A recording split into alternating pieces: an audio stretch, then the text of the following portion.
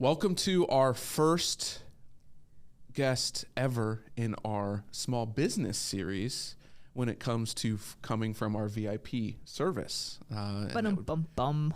We don't have that sound, but we'll get it. Welcome. Welcome, Eva. Thank you. Helps a lot. Talk to us through, one, your business. Let's just talk through that first. And let us know what you're doing and what it's about. All right. Well, Helps Homestead. That's the name of our business. And we do a lot of stuff, mostly custom decor, a lot of wooden stuff. We do some macramé, a lot of signs. And then we also have our website that you can get some of our products on as well. And then we just kind of live the homestead life in goals of, turning that into part of our business eventually as well. Absolutely. So let's start with the name. Helps, obviously, that one's an easy one. It's your last name. Yes. Homestead, living on a homestead. What's that like, and what does that really entail every day? Well, for us, so we have 2 horses, we have chickens, we have, in the summertime, we have a huge garden that we're prepping for. We have bees, so we have honey, and just lots of land, so a lot of outdoor stuff. How many chickens? Sadly, we have a bobcat on our property, and there's always coyotes. So we only have 4 chickens right now. So we're going to have to up that. You're going to need a little more We're chickens. going to have to up that this spring and darn add to our bobcat. flock. Yeah, and it had a baby, so. Oh. The bobcat had a baby. Yeah, we've So is it time to go hunting for bobcat? I don't know if you can Is do that a thing? I'm not sure. I mean, No. it's a thing, but can we Yeah, No. do that here? Not sure. But yeah, so. All right. So products. What was the the one with M that you said? What is that? Macramé. Yeah. So it is like cloth cord, and basically tying knots is the art of tying knots, macramé, into everything from plant hangers to wall hangings. Is really big back in the 70s. You can envision, all the mustard colored and burnt orange macramé stuff. But it's came back in the past few years, and it's really popular now. So, yeah. Well, that's awesome. I literally never knew that, by the way. Really? Literally just learned that. Thanks for the education. Today, right now, from you. Well, perfect. I'm sure I've seen it, but the word, the word got me good on that one. Macramé. Macramé. Good one. Now you know. Now we know. Did you grow up wanting to be a business owner? No, I wouldn't say that, but I guess looking back, I always like to be, in charge of things. So it kind of lends itself to that, but no, I didn't really cross my mind.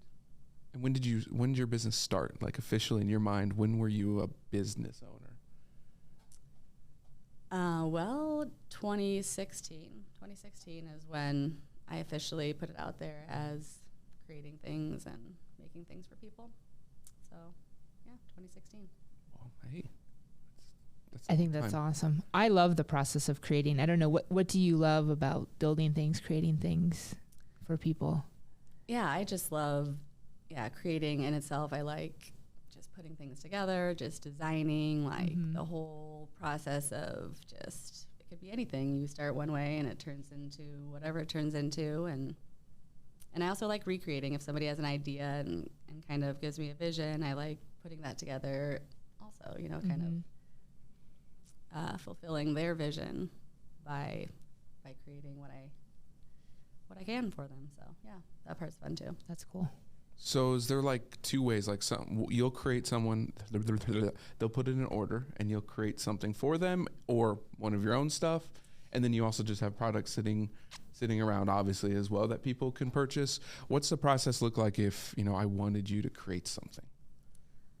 So a lot of people, that's really probably the majority of our business right now is custom pieces. So, I mean, people reach out to me from text, Facebook, or the website, or just word of mouth is really how people get our information as far as custom stuff goes. So they'll reach out to me, and then we just kind of have a conversation on what they're wanting, and then I ask for any kind of like inspiration pics, go on Pinterest or just Google whatever you're looking for, Mhm. kind of to get a direction to go in, and then I start putting it together how I think it is, and give them a SketchUp or something drawn up on the computer if it's going to be stenciled or whatever, and then we kind of go from there. How long is that process? A week? A day? Depends on what you make. Depends on what you make. Yeah. Yeah, it definitely depends on what we make, but I mean, it also depends on the person. A lot of times, if someone needs something, I'm pretty flexible, so I can make that happen. Otherwise, I don't know, a few week process, just because I do now have a other full-time job on top of this business. So yeah, kind of just depends on life, kids, life, business. What's the hottest thing that you make, the hottest product that sells? That's a good question. Are you talking about being warm? Or Yes. It would be nice, wouldn't it? Yeah. or the most popular? I don't know. It's hard to say. Just, I would say custom wood frame design, like just a farmhouse style wooden frame with a white background with some kind of saying on it. That's really popular. I feel like now, I've seen that a lot. yeah. The wood frame or something on it, some kind of saying or Yeah, I'd say that's probably the most Do you like popular. carve the saying in? No, I burn it? Nope. Cool. Although I do now have hand wood burnt stuff in the past, and now I have a tiny little laser wood burner, so that is something that we've been doing. Lasers. Yeah. But no, for the signs, I create a stencil in a program on my computer, and then print out the stencil and then use that. Well, that's paint cool. on. Yeah. What's your favorite item to make? I really like I don't remember if it was last year or the year before. Started doing what I call it took me a while to figure out what to call them, but they're like wooden mosaics. So kind of making a design with different pieces of lath or really old cool barn wood, and just making like a wall piece with a different design with all different pieces of wood. Yeah, so it looks cooler than I'm describing it there, but it sounds really cool. Have you I ever love done mosaic. woodworking? No, in like shop class in middle school. No, I still have a tic-tac-toe board that I made with wood. It's pretty impressive. We still use No. oh man. When my mom passed, we were going through all the things, and she still had like a shelf I made, a little table. So the boys use it downstairs now. Like I still have it. So yes, I did shop class as well. Yeah. I have a couple of those things from middle school. The other one I really liked, it was like a pop lamp, can. Like the pop can was the stand, and then you built a lamp around it. It was pretty. I think we need to see a picture. Okay, So no. I think I'm gonna have to grab that picture and throw it into the artwork for this podcast or something. So yes, I'm not a maker, builder, but I think it's so cool if you can do that. How did you getting into woodworking? Was it from shop class? it was not. I mean, I've always just made stuff, and how I actually decided to do a business or make a business out of it was we just kept having our friends ask us to make them things, everything from pieces of furniture to signs to whatever. And so since I was staying home with the kiddos at that point in time anyway, I was like, well, why don't we, get a little something out of this? Yeah. So yeah, that's how it kind of came about. I always credit my friend Jen Taylor because she's the one that was like, you should start a business like this. Because I'm like, you're right, I should. Let's do it. So we did it. Well, thanks, Jen. Thanks for that. You helped a lot of people out doing so. What's as a business owner, and this is obviously we've talked about a lot of these things, but what is the hardest thing for you in your business? Like, what is that single thing that just drives you crazy? A single thing? Well, it could be multiple then. I know there's not ever one, but I would say determining prices is really hard, especially for specifically what I do, because there's so many different people that that have small businesses, you know, similar, that create similar items. So it's just, and it's all over the board. So I don't appreciate that part of the business. You know, there's those people throw out, like, you know your worth, or make sure it's worth it. And I don't know, it's just hard for me, because I also just want to, you know, make stuff for people. And so I'm not really good at the business side. Yeah. So yeah, I'd say that is my biggest pain point. That makes sense. That one's a hard one. I mean, we've been back. Pricing. Pricing it's difficult for those that care. That's what I'm saying. Like, that. The ones like that actually care about. Like, have a heart about what you do and the people that you are serving, and you want to make sure people have access to your work. So I think that's challenging. I agree. Because you want to make a living as well, which is important for entrepreneurs. But then you want to share what you're making with people and make sure they can use it. What's the most? So we all have a heart. We all have a heart. Is that we're just saying? We all have a moral heart. of the story. We have heart. We have a heart. That's right. So I'm curious about you being like, because similar, like mom, entrepreneur, kind of balancing all of those things. How do you have a full-time job? Like, how do you manage all of that? Because I'm looking for advice. I don't manage it. That's, okay. All right. Good. No, that is also, that's right up there with pricing things. It's really hard with families and just all the things, you know. So I don't have any advice on that. All right, that's all right. I think I always ask, so because I think you want to be the best in all of those places, and it makes it, I think, challenging when you have kids, and you also try to build a business and build a life, and I think it does just shift depending on, you know, like summertime, obviously I probably focus a little more on the kids and the homestead part of everything, and in the winter, or, you know, when they're at school and things, it's easier to shift and focus on other things. So I think it just, I think depends on the season in life and in general. So. When I think you said at the beginning too, it's almost like a way of living, like a homestead way of living that you guys have. Yeah. And I think that's a really interesting kind of way to think about it too. It's integrated, even when you're not focused on building a piece, but it's integrated in what you're doing. Right.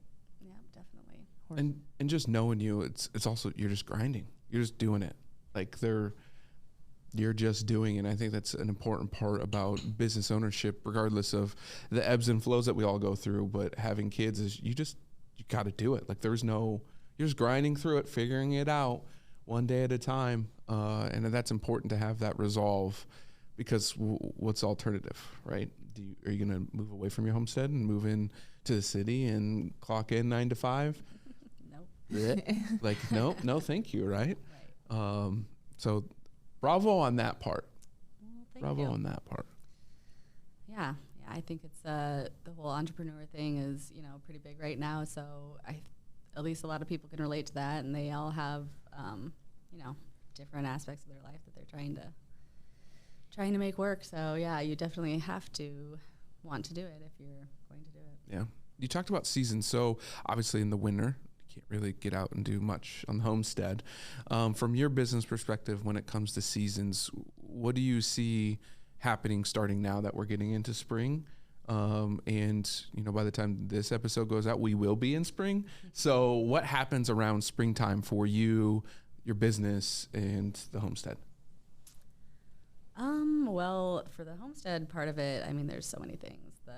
The garden, I mean, that starts really early, whether we start seeds inside or just prep the garden. And this year, I'm going to start big wildflower section. So ooh, are we hearing some news like right now? Yes.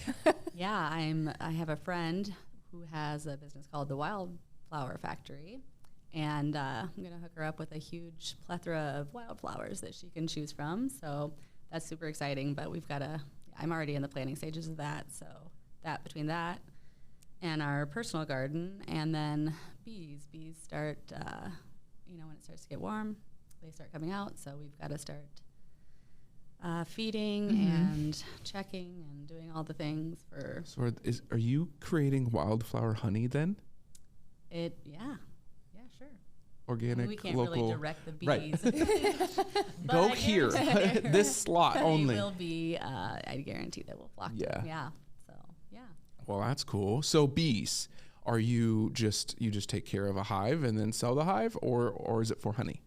It's for honey. Okay. I mean, well, it started out. It's really just a fun hobby. Yeah. It's there's so much more into it than I ever imagined, and it's really a lot cooler. I mean, bees are. Do explain, because the bzz, I can't, like, I don't like bees. I'm allergic to bees. Oh. Yeah, Like, but I love honey. So Yeah, at first the whole sound was very unnerving, but now I like it's weirdly relaxing and soothing whenever I go work the bees, and they're really not that loud unless they're angry or you're disturbing them too much or something like that. So yeah, but bees are so fascinating. Like, I learn something about them every time I go out there. Just the way the hives and the colony is in the hive. It's crazy, and how they can swarm. We actually put up swarm traps in trees and caught a wild swarm last summer. So you can do that too. And the way the queen. wait, yeah, back up on that Go one. back to the swarm. I'm trying to. And catching them. Well, I mean, Like, they've left the hive. So yeah, if there's a number of reasons they can swarm, like if their queen dies or they got too big, like half of them will swarm with the queen, and then the rest of them will stay there and try to create their own queen. But so yeah, it's basically like a wooden box, and we put a couple frames in it. And if you catch a wild swarm, they'll go to that box and start building.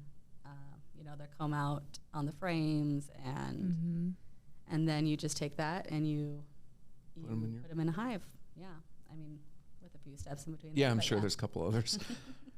But yeah, it's pretty cool. There's actually so many swarms. There's people you can call. There's like a whole thing you can do, and people will call you, and you can go get the swarm. So they have a place to live, because it's to buy a whole a nuke is what I usually would start with of bees. It costs money, so people that are into bees, they like the whole let me go catch a swarm thing. Yeah. And it's a really cool experience. I mean, yeah. Okay, the question everyone wants to know: how many times have you been stung? I just a couple. I don't know. Really? You put on a suit? I wear a jacket with a head thing. Yeah, mostly. Usually, if I'm just gonna peek in there, I won't. And gloves. And I've only ever been stung on my hands when I'm not wearing gloves. And I'm actually, really messing with them. So I would be in an astronaut suit, is what I would be in. Do they get angry when you get the honey? Like, is stealing, because that's all I can think of, is stealing their honey bad? I mean, so when you have a hive that you're wanting to get honey out of, they always have honey. They always have honey in there because they've got to have honey to feed their baby bees and everything. But no, you put a totally different piece on top with supers. They're like smaller frames, and that is it'll be just the honey. So, but they always have honey in there. They have nectar frames and honey frames, and so they can survive and thrive. If you took all their honey, they would die. be extra mad. Extra, and yeah. Well, I mean, they're You hangry. have to balance how much you keep in there and take out. Well, yeah, because I'd be hangry too if you took my food. Right. Come That back, you'd see what work happens. all summer to make. Right. Absolutely. What can we learn about bees for entrepreneurship? I've just been thinking about that. Yeah. Like, it's almost like they're building their own business within this hive, and they're working together. But then there's the queen. I mean, it's fascinating. Worker bees. The drones. I mean, I don't even know everything, but I feel like there's a lesson that we could take from bees. Probably. Yeah. Probably. I don't have it, but I know.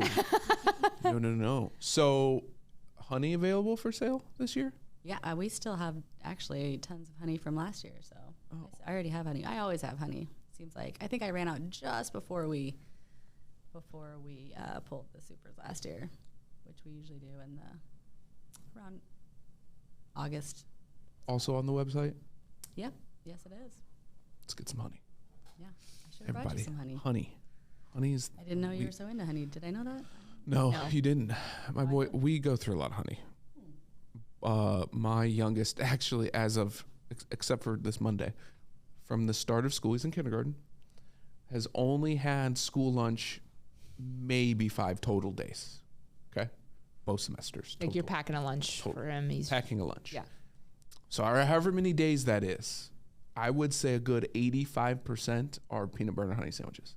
He really? finally got sick of them this week, and so we've transitioned out of that. So So I was a peanut butter honey sandwich person. I was not peanut butter and jelly. I was peanut butter and honey. Isn't that fascinating? Yeah. I don't know how you get on that. I don't remember. I don't know either, but it's way better. It is better. That's all I know. We're going to have to try that out. Yeah. You haven't? No, but I don't like peanut butter and jelly sandwiches. Oh, so then but you I just... could do. I think peanut butter and honey sounds delicious. So there's 2 ways to make the sandwich. Well, you might have other ways, but for me, it's 2 ways. If you do just peanut butter and like you would do with jelly, right? You'd have one side honey and one side not. If you do that, the bread gets a little crunchy, like honeycombs the bread, which is delicious. So it gets a little like crunchy, like you're eating a honeycomb. Or if you put a little bit of peanut butter on both sides and then honey in the middle, you don't get that crunchy. Then it's more like a peanut butter and jelly. Fun fact. Could you tell I've made a lot of those sandwiches lately? Yeah. So whatever, floats your boat in regards to that. Just saying. Do you allow people to come out and help on your homestead? I mean, if they wanted to, sure. Yeah, I've had some friends interested, in learning about bees, but yeah. I'm sure something will come up with the wildflower part. The wildflowers. He's got like bee classes and wildflowers.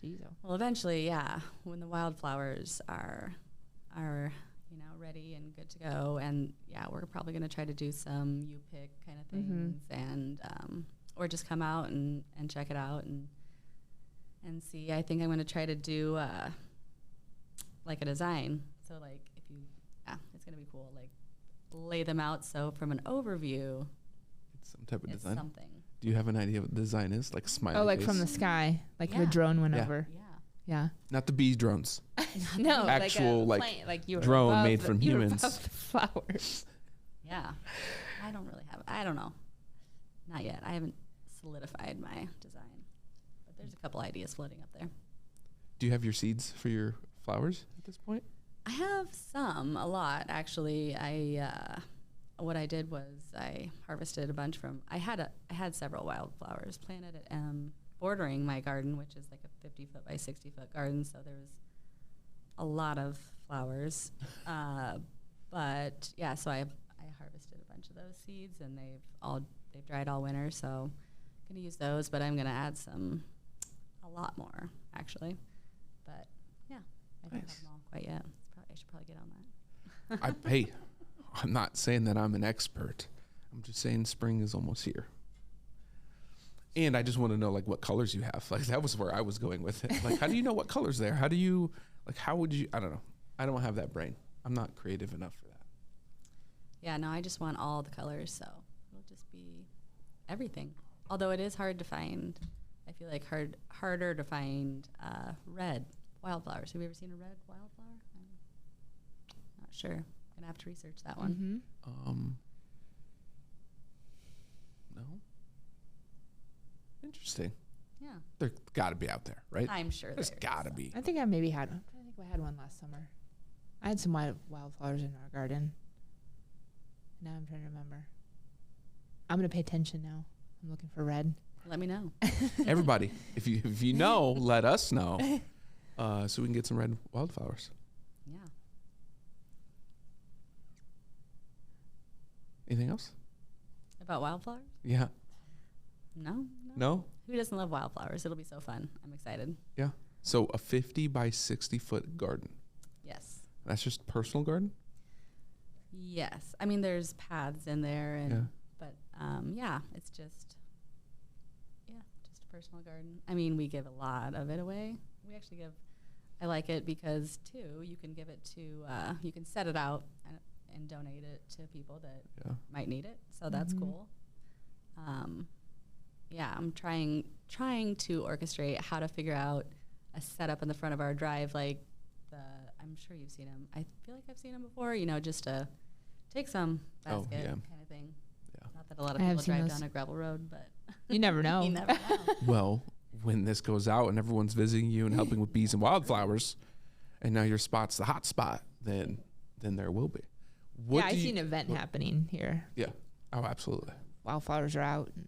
Absolutely. Yeah, it's awesome. Take the kiddos out there, let them run around. Yeah. See how deathly. My oldest is, he was petrified of bees and butterflies. We got over the butterflies thing. I took him to the Omaha Zoo, went into the butterfly garden thing. Face your fear. And just said, buckle up, because we're going in. And then he loved the butterflies, which was weird. But anyways, like death scream. You know how children do the death scream? Yeah, I have. One would be something near him and just. We took her to the Ames Riemann Gardens in the butterfly, and she was freaking out. She's 3. I don't know. It's I think it's just not understanding what's flying around you, and like, is something going to land on me or happen? I have no idea. I love butterflies. Yeah. So I'm like, you better love butterflies. You have no choice but to love butterflies. But yeah, face the fear. We're going in. That's kind of funny. So we talk a lot about like mindset on this podcast, and money mindset, kind of part of that. And entrepreneur, there's a lot of ups and downs and highs and lows. And how do you kind of manage that day to day? And what do you do for that?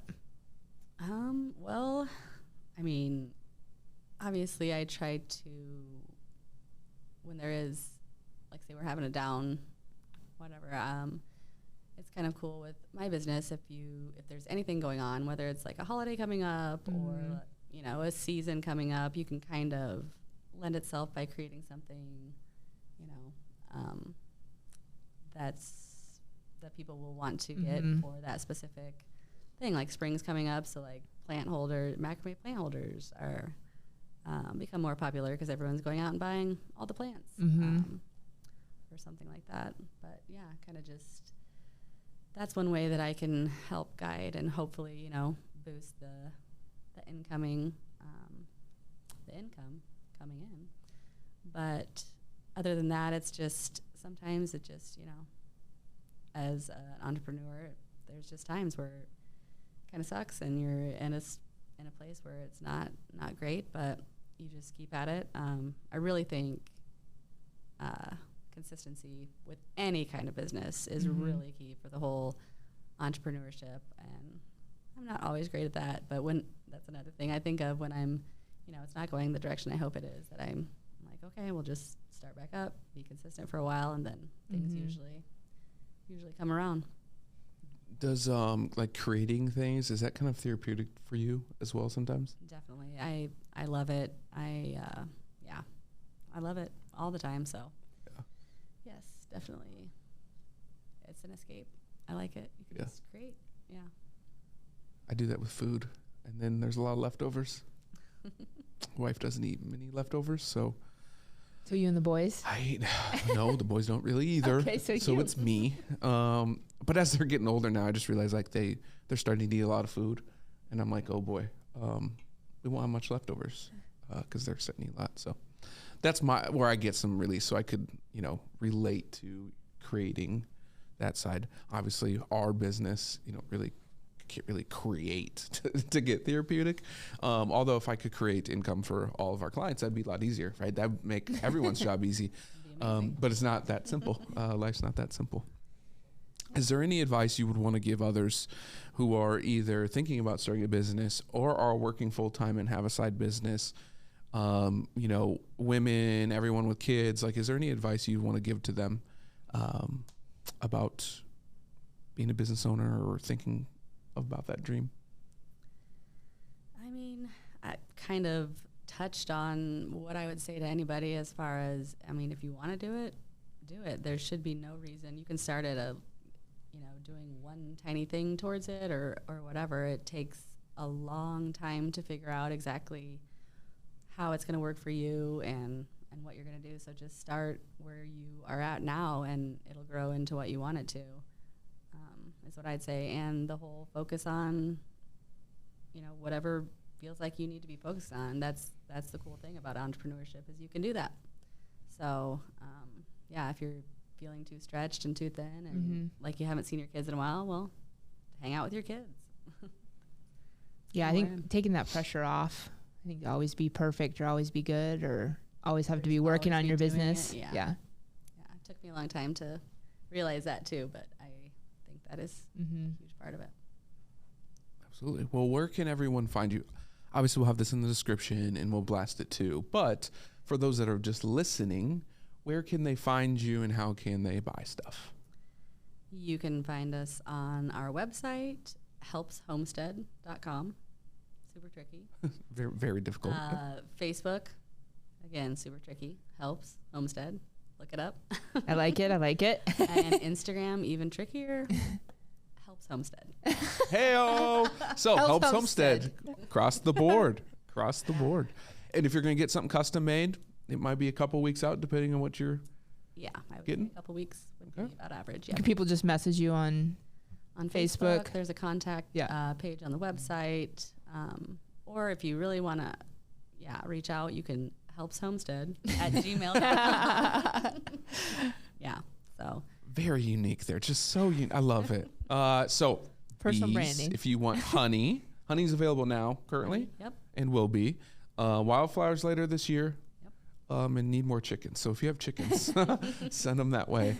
But it was great. It was great having you. I'm glad that you were able to come in and get this done, as well as I need honey. So we're going to go ahead and make sure that happens. I forgot. Okay. I forget that we need stuff. I'm not that person. That's my wife's job. I just eat it and make it. But thanks for coming on. We look forward to getting this out and providing more people the opportunity to learn about Helps Homestead. Well, thanks for having me.